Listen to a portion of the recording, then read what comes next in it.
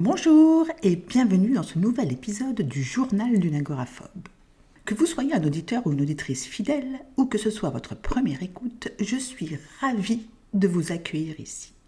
Dans ce podcast, je partage mon parcours d'ancienne agoraphobe. Je ne suis ni médecin ni thérapeute, mais si mon humble expérience peut offrir quelques pistes à certains d'entre vous et contribuer à libérer la parole sur un sujet qui stigmatise encore trop de personnes, eh bien, mission accompli.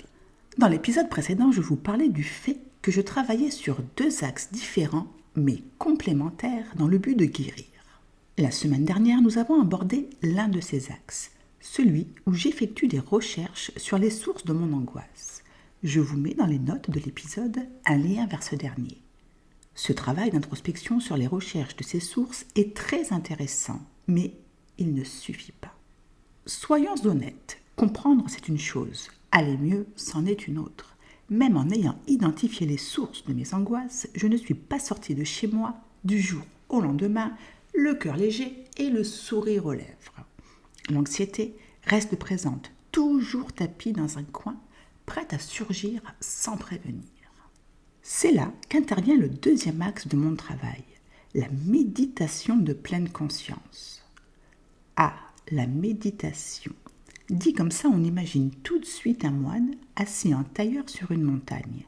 Mais rassurez-vous, personne ne vous demande de partir au Tibet. En réalité, la pleine conscience, c'est bien plus simple et accessible que vous ne le pensez. Alors, qu'est-ce que c'est ? Imaginez que votre cerveau est un navigateur web avec 36 onglets ouverts. Certains diffusent de la musique, d'autres affichent des notifications stressantes et d'autres encore sont là juste sans qu'on ne sache pourquoi. La pleine conscience, c'est apprendre à fermer quelques onglets et à se concentrer sur celui du présent. En pratique, il s'agit simplement de porter attention à l'instant présent sans jugement. Observer ses pensées, ses émotions, ses sensations corporelles sans chercher à les modifier ou à les analyser. Juste être là. On peut la pratiquer en méditation assise en se concentrant sur sa respiration, mais aussi dans la vie de tous les jours, en mangeant, en marchant, en écoutant quelqu'un. L'idée, c'est de réapprendre à être pleinement présent. Et les bienfaits, me direz-vous. C'est un peu comme faire du sport, mais pour le cerveau.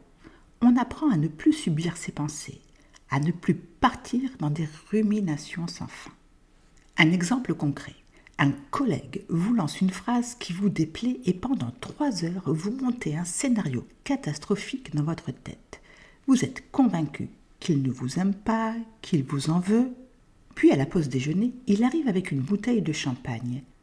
Il célèbre une bonne nouvelle et un soulagement pour lui, les résultats de l'amyosynthèse de sa femme.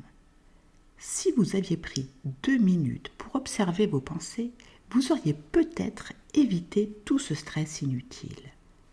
La pleine conscience, c'est justement cet outil qui permet de prendre du recul, d'apaiser nos réactions et de gagner en clarté mentale. Et oui, si vous vous étiez posé 5 minutes suite à cette phrase qui ne vous a pas plu, peut-être que vous vous seriez rappelé qu'effectivement, il vous a déjà dit que les résultats arrivaient aujourd'hui. Cette personne ne vous a jamais parlé comme elle vous a parlé ce matin. Vous auriez certainement dû comprendre qu'il y avait une raison à cela. Et puis, pourquoi cette phrase a eu autant d'impact sur vous ? En 5 minutes de pleine conscience, vous auriez compris tellement de choses.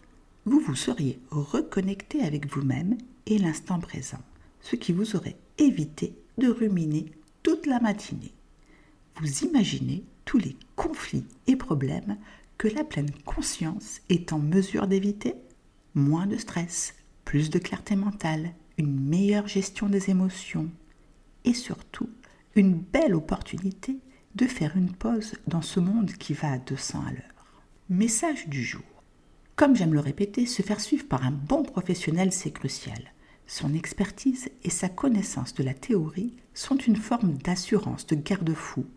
Le mot est mal choisi, je vous l'accorde. Alors oui, consulter un bon professionnel, c'est essentiel. Un ou une thérapeute apporte une expertise qui est précieuse. Mais le travail ne s'arrête pas à 1 heure de séance par semaine.